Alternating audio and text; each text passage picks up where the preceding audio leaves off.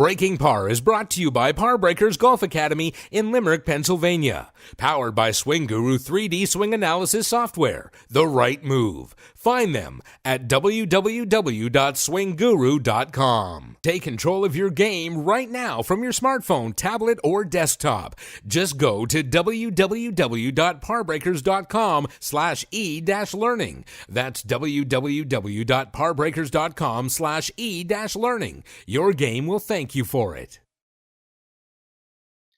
Elizabeth, thanks for coming on Breaking Par. We're so glad to have you here today. Oh, gosh, Bernie, thanks for having me. I've been a big fan of you for a long time, so I'm thrilled to be here. Well, you know, the feeling is mutual. We've known each other for quite a long time. And there was a time that we were thinking about working together, but we ended up that it didn't happen. But we've always been in touch with each other because we're in the Philadelphia area, both of us. And, you know, it's just really great to have you as a friend in the business. And just as a friend in general, it's just really nice. Well, I feel the same way about you. So it's terrific.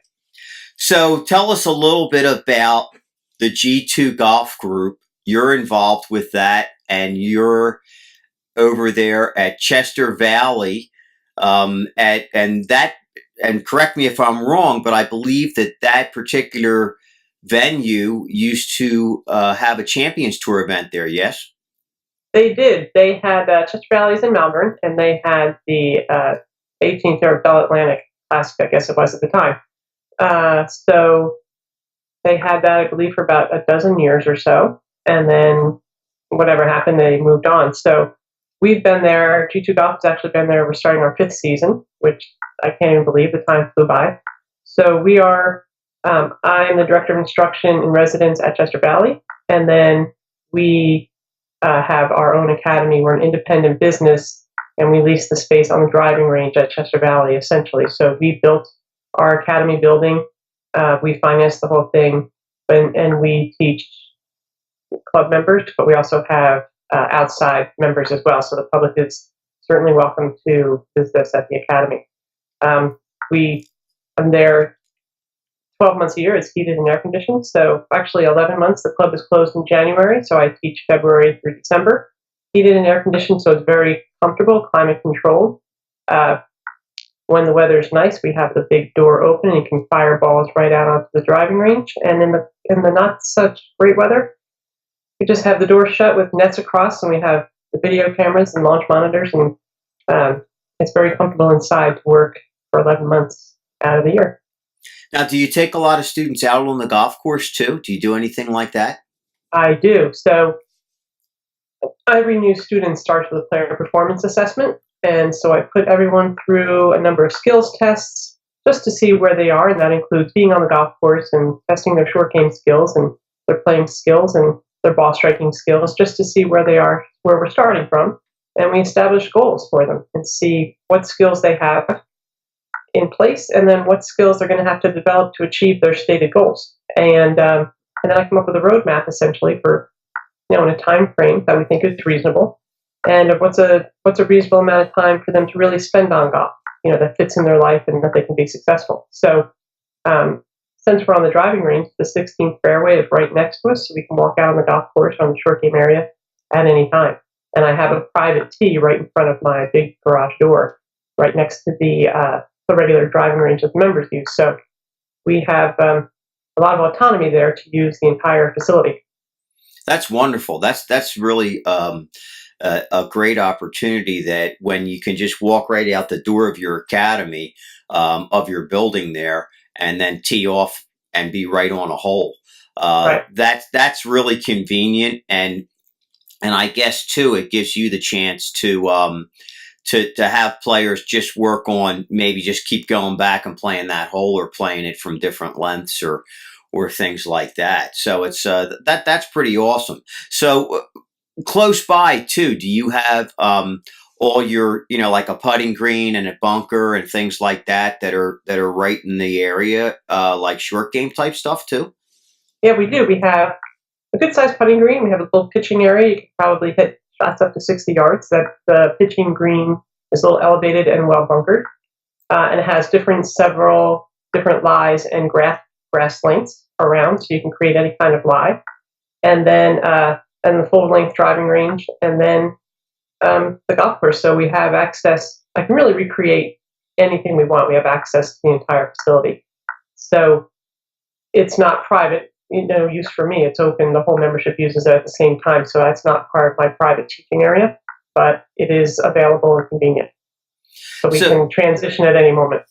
Okay. So and a bulk of the lessons that you're doing, are you doing, like, are you on the range, or are you doing those short game areas or things like that? Or do you find that you're in the building, the doors open, and then you're utilizing your launch monitor and your cameras? And is that the normal for most of the lessons that you're doing, or like, really, what's the normal?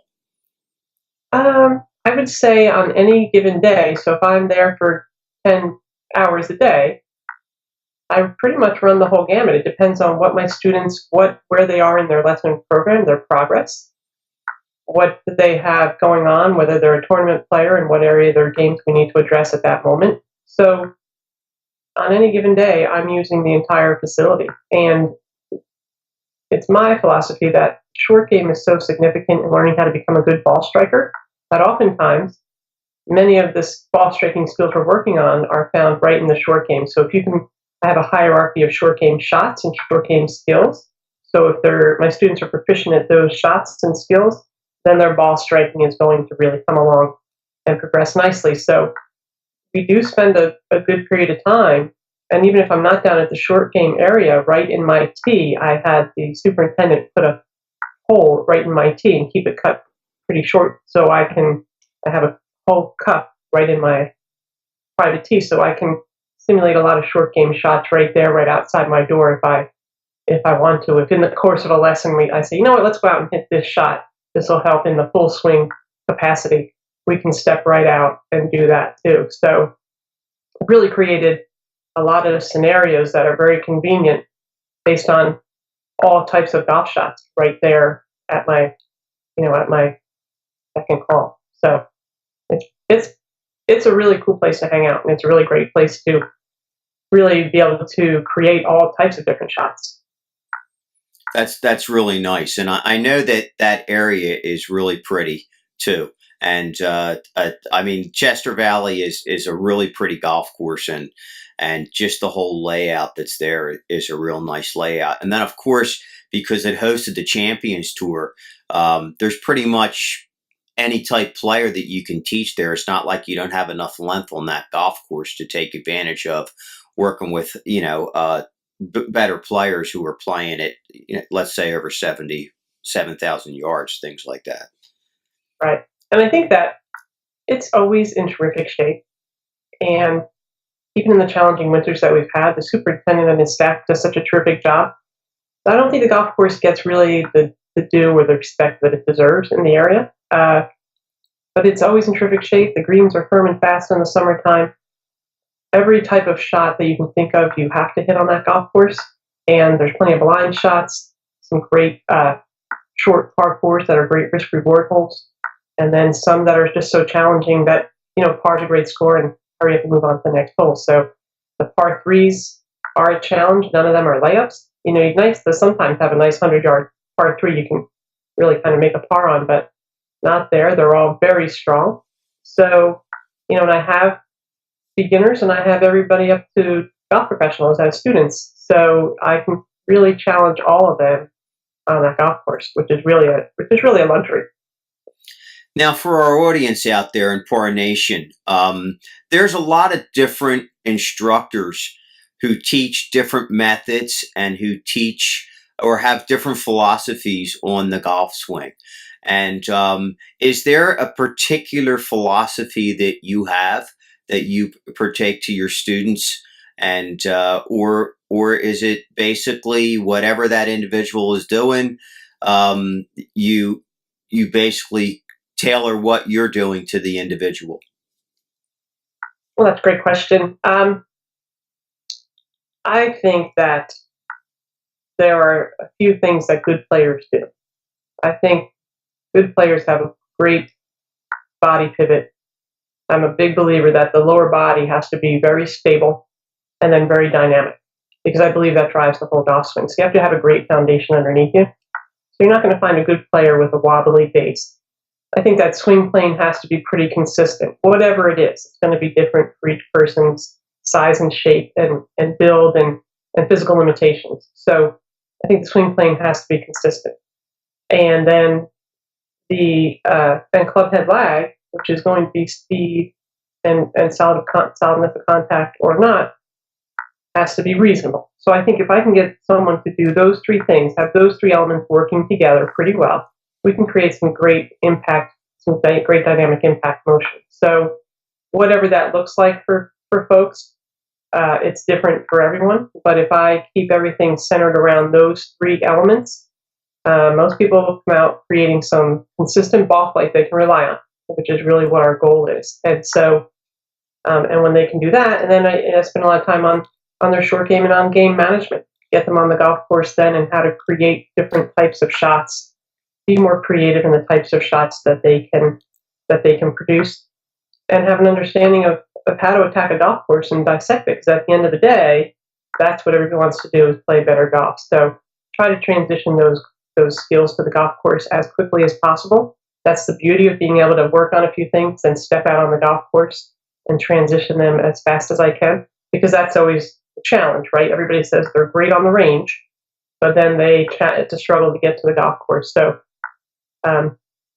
that's, I would say, the three key things. And then, all the other elements are important: proper club fitting, golf fitness, the best we can, and make sure that the ball is under control. So you have to have good ball control, good self-management, and good game management to bring your game to a reasonable level. So I think all those things incorporated are really where I keep my focus during the day. Yeah, that's excellent, and I totally agree. I feel a lot about the same way. That solid base is tremendously important. Of course, being able to create lag coming into the ball is definitely a big one. That quality of lag is going to be, with better players, is going to be higher. But those are the great foundations to use for any type of player, no matter what their swing plane is. So that information that you just dropped on our listeners was really huge for them to really pay attention to, because those are things that no matter what kind of style swing they have, they're going to be able to use themselves. Now, you mentioned how practice and play is really kind of a tough transition for a lot of players. What do you suggest to your players to make that transition smoother, other than those fundamentals? Are there specific things that you have them do, or little games in their brain that they do when they're on the range to help them emulate what happens on the course? I mean, there's all different kinds of ways. We'd love to know how you partake that information to your students so that they can make that a little bit more seamless, because I agree that's a really tough thing to do. Right. So the interesting thing is, anyone else who's been involved in other sports not in even a mildly competitive area, you always have a coach who's running your practice, and golf people are sent out there to try and practice on their own and be successful. So I run supervised practice a few evenings a week. And so there's 4 steps to really becoming an improved or proficient golfer. So first, it's the cause and effect, the understanding of it, what's going on and why you're hitting the shots you are. The second step is supervised practice. So I run practice a few nights a week. And in the course of that, and you and I have talked about motor learning and becoming better at understanding how we learn and then how we perform on the golf course under pressure. And certainly we want to get to a point where it's automatic. That's where we want to play. And so after the supervised practice portion, then there's the transfer process where you transfer those skills to the golf course. And then play is the last step in becoming proficient. So I run practice 2 nights a week. All are welcome. And it's my job then at that point to create the drills and the skills and the opportunity to really get people outside their comfort zones, make them work on the things that they're not really good at working on, because we don't want to work on the things we're not very good at. That's no fun. People always tend to practice what it is they're already pretty good at. So the skills that they're not, I have to create the drills so that when they do go out on the golf course, I'm already creating those stressful situations in the practice scenario. And so growing up, we always had, playing sports, it was always drills, drills, drills, scrimmage for a little while, and then practice was over. And so essentially, I create like a foundational portion of the practice. Then we have a little competitive portion of the practice, which is amazing what happens to people under that little bit of pressure. And then we go on the golf course, and I put them in the scenarios that we just practiced, whether it's a new shot that they learn, different types of lies, or putting some pressure on them. And we always play for a little something, a couple dollars or something everybody has to throw in the pot, just to make it, put that pressure on and make them breathe a little faster. So I have to create in practice the things that they are likely going to find on the golf course when they go out and play.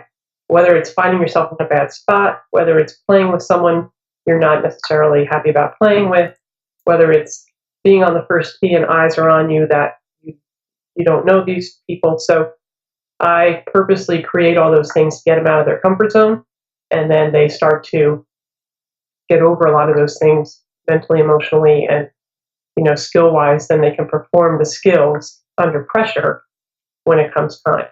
But it's very calculated on my part and very thoughtful.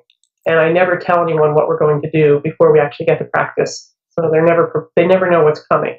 So because you don't know what's coming when you step on the golf course. So yeah, and it's a ball. And then the other thing is we have so much fun because it's a shared journey then for people. They're all in it together. It's much more fun to practice as a group, and you can learn from each other in that group. So and we have so much fun doing it, and it's really really caught a lot of people's attention, and it's really improved the level of play for a lot of people. And I think that some people are surprised by that because it's focused, targeted practice. They're not just beating balls and having, really no intention while they're out there. No, that's brilliant. It really is. It's so insightful, and it's, for all players to search for a instructor who's going to give that type of insight, have supervised practice, give, where they're in a situation like they would be on a golf course. It's not that easy for players to kind of come up with that stuff on their own, even if they, let's just say, worst case scenario, there's a group of folks out there who play and really aren't taking a lot of instruction. They all get together and they practice together and they do that. The thing is, though, when they're doing that, they don't have the insight of a coach like yourself to come up with all these different scenarios. They're not going to be able to think of that stuff. So for our listeners who are out there, you want to try to find a great instructor like Elizabeth who's going to do this type of work with you, supervised practice on the range. That's really going to make a huge difference in how you can take that to the golf course and really improve and get better. And if you're working with the coach now, you might want to suggest them to try to start this. And if you are a coach and you're not doing it already, who listen to this show, because we have a lot of golf instructors who listen to this show, and this is, a great idea. Elizabeth is absolutely, like I said in the beginning of the show, and not to blow your horn for you here again, but I've known Elizabeth for quite a while, and she is really a trendsetter in the game of golf instruction. She really sets the bar high and is a wonderful example for young instructors and instructors who have been in the business for years to follow some of the things that she does, because she has a tremendous amount of passion, insight, and really is such a smart individual that really knows how to get around different things, and also has tremendous amount of experience in all these things. So I usually don't go on and on about blowing the horn for somebody, but it's just so true with you that you really think outside of the box and are an innovator, and that's a great thing for your students and for other instructors to look up to and to model after. Well, I appreciate you saying that. Like, wow, that's like an endorsement from my mom or something there. But I appreciate you saying that, and I think that's, and that's one of the things I find attractive about you, and why I've been following your career all this time, because you have to keep innovating, to keep moving forward and keep your business successful and to keep people engaged in the game.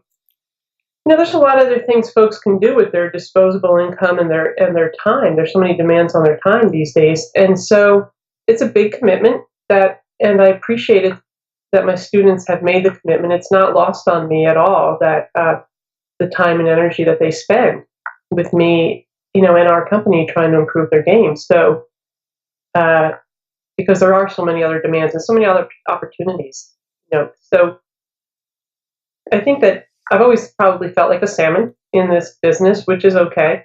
But the other thing is I've been marching my own drummer and doing my thing, and fortunately I've had people come along and follow. So, and there's just so much to enjoy about this game, and there's so many things to do and see, and so many ways to be successful and enjoy it. You don't have to be, a scratch golfer to enjoy it. There's so many ways to enjoy the game that we keep trying to find those ways and include as many people as possible. So now, on the other hand, speaking of all the different things that you do, as an entrepreneur, which I definitely consider you an entrepreneur like myself, you also do things that are involved in golf that aren't just instructional, but are planning trips with groups and doing things like that, going outside the box that way, and taking players to actually totally different countries to experience, going to play golf. Like we were discussing earlier this month that you're taking a group to Iceland. I mean, how exciting is that? And what made you start to do that? This business, first of all, there's so many opportunities and so many wonderful places in the world to play golf. So we typically in the winter do some golf travel to get out of here, and we spent a lot of time in Southern California. But Iceland, the Arctic Open, has been a bucket list thing for a long time. And the Arctic Open is the 36-hole Stableford tournament. So it's open to men, women, amateurs, and professionals. It's the last week in June, so it's during the summer solstice. So there'll probably be like just about 24 hours of daylight. So we'll tee off at like 10 p.m. and play through the night. But Iceland in itself has probably 64, 65 golf courses in such a small population. So they're crazy about golf. And in the summer with that much daylight, they can play a lot of golf. But just to expose our students to, like I said, there's so much opportunity and different places to experience golf, and different cultures think about golf and treat golf differently. So when we go to Iceland, we're going to tour the whole country. There's 7 active volcanoes, actually, and the golf course is the second most northern golf course in the world, and it's all lava rock. So it's interesting. There's not a lot of grass, a lot of moss grows in Iceland, but it's just going to be just the whole experience. People are so excited to go. And just the experience of spending that time with your students. It's really a great bonding opportunity as well. So you really get to know the person. A lot of my students become my friends. They're not just students. It's not just a business relationship, which is part of what I love about this whole thing. And to spend a week with folks,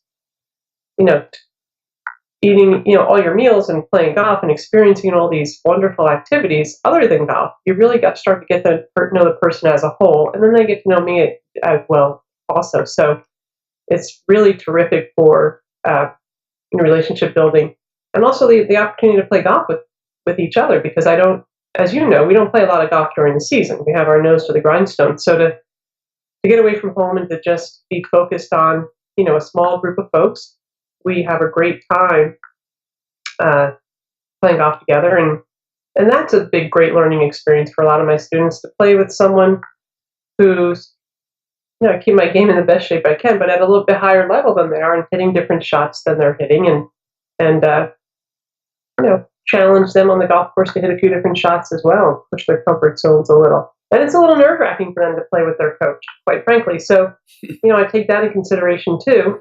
But again, it's a great learning opportunity and growing opportunity for them.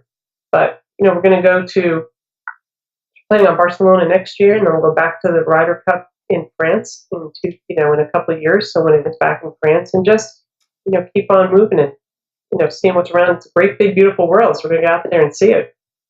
Yeah, it's just such a great idea, and it's that opportunity, like you said, to get to know your students even better, and for them to get to know you, and just have a lot of fun, and not make it just all business, but just Right. make it just have a great time, and when everybody's away at a resort type thing, or at an event with a beautiful golf course, especially in a different country. I mean, it just gives a whole different feel to golf instruction. It's not as much golf instruction as it is having fun while you're learning too. It's really cool. So there's one other topic that I wanted to touch base that you also are highly involved in, and really, I think a model for golf instructors is that you will have different high-ranked people come into your facility and do seminars. And then you will invite people in the industry to come participate in these seminars and learn from these incredibly talented, high-ranked individuals that are either in instruction or the mental game or coaching or things like that. So, and there's not a lot of people at least because we're in the Philadelphia section, there's not a lot of people who do that. There are a few here and there, but I think it's more that it's from the individual say, hey, we want to come to this club. Can you host us? Whereas you work closely with your partner in bringing this kind of thing to your club so that your members can benefit, and also so that everybody else in the whole section, or if they want in the country, can come in and have the opportunity to sit in a seminar and find out information about these people. How long have you been doing that? And is it mainly since you've gotten to Chester Valley that you've started to do this, or did you do this type of thing before? We did it before. So we call it our speaker series. And so, like you said, it can be a broad range of talented people. So we started before, and we've had, folks like Tom Coyne, who, he wrote a course called Ireland and A Gentleman's Game. And and he's right here in Philadelphia. He's a professor at St. Joe's University and a colleague of ours. So we've had him come and do some readings, and we've had, like you mentioned, Dr. Rick Jensen, he's a performance expert and a golf psychologist, and we've had Rick Summers, who's the publisher and owner of PGA Magazine, which is our industry magazine, and who had been business partners with Jack Nicklaus, and golf fitness people and golf nutrition, and so all different types of people. Terry Dill from the senior tour to come to a wedge seminar. So all just really interesting people that we can find in different either niches in golf or something that just adds to what our programming is. And it's available to other golf professionals. It's available to anybody who wants to come, but it keeps you interested in golf, and it keeps the topics diverse. And they're all such interesting people in their own rights that it just adds to everyone's love of the game if you can keep broadening their horizons, especially newer folks. But I think some people get so, when they think about golf, all they think about is instruction, all they think about is playing. They don't know all the, whether it's history or travel or all the other aspects that it takes to be a good player or enjoy the game more, and just broaden their knowledge, their experience, and broaden their horizons a little bit. But there's so many interesting people doing a lot of neat things in golf that we want to bring in as many people as possible and expose our students to that experience. And really, you and I love the game so much. I just want everyone to love it and experience it as much as I do, and have the as many experiences that they can have, different experiences that we can provide. And so we're having a ball doing it, and hopefully they're having a ball experiencing it with us. I believe that as you were talking about all these different things, that really the reason why is because you're so passionate about the game of golf, and I'm very much like you said, I'm very much that way too, and these are what make you think of all these different great ideas and be able to implement them. And with your partner, who is very good at implementing that type of stuff too, you guys make a great team, and it's just, I highly recommend anybody who's in the Philadelphia area to look you up. And I mean, I'm in the Philadelphia area too, so you can look me up too. And there's so much that you can get out of both of our brains here, because we're just really totally immersed in the game, and just love to do all we can to grow the game and to help people enjoy the game that we so much enjoy. And I know that if it wasn't for this great game of golf, our personal relationship would have never happened. And I am very grateful for that. So the game has really given me a lot of wonderful opportunities and wonderful things like friends like you. And it's just, it can really enhance your life. So, and I know that everybody who's listening to this podcast, they probably already feel that way, or they wouldn't be taking the time to take a listen. So as we're getting up against it now, we're kind of winding down on the clock. How can our listeners or anyone who wants to come into the Philadelphia area contact you to take advantage of all these incredible wide variety of things that they can do? Take trips, get instruction, supervised practice, on-course playing lessons, seminars. I mean, the list goes on and on here. So how can they get in touch with you, and what is the best way for them to get in touch with you? Well, two ways. So our website is www.golfgroup.com, or our toll-free phone number is 855-4G2-GOLF. So you can remember that pretty easily. And like I said, Michelle, my partner Michelle, is probably the best business mind in golf, I think, that I've been blessed to know. So she's a lot of driving force behind, like you said, the implementation of a lot of the things. But either one of those ways, you can contact us pretty easily. And she keeps the website very updated about what it is we're doing, and the calendar's on there. So you can see right on the home page what we have coming up, and then you can go through the calendar and see where we are and what we're doing, at any moment. So, but we're on the move. We don't like to stay in one spot too long. We like to keep moving and keep people excited about the game, just like you. So, and like you said, it's all about the people. Like you said, I would not have been the places I've been or have met the people I have that weren't for the game of golf. And there's a lot going on in the world, and I experience a lot of it through my students and friends in the industry. So,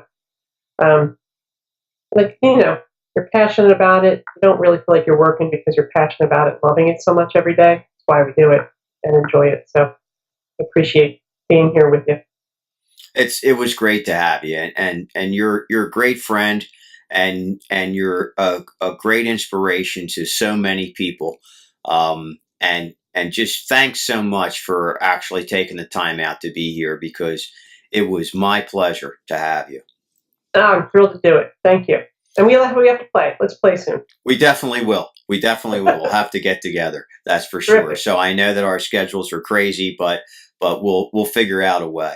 So what we always like to say in closing is, until we meet again, try to keep it in the short grass. Which I'm sure you do anyway. Awesome. You don't even have to worry about being in the rough. All right. So we'll see you next time. Take care.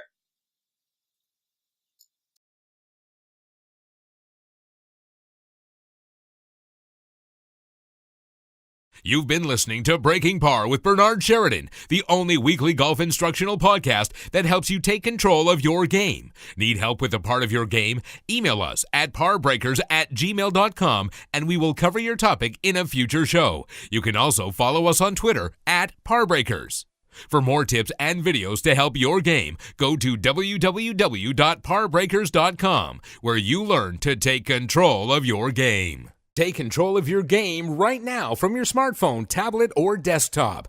Just go to www.parbreakers.com/e-learning. That's www.parbreakers.com/e-learning. Your game will thank you for it.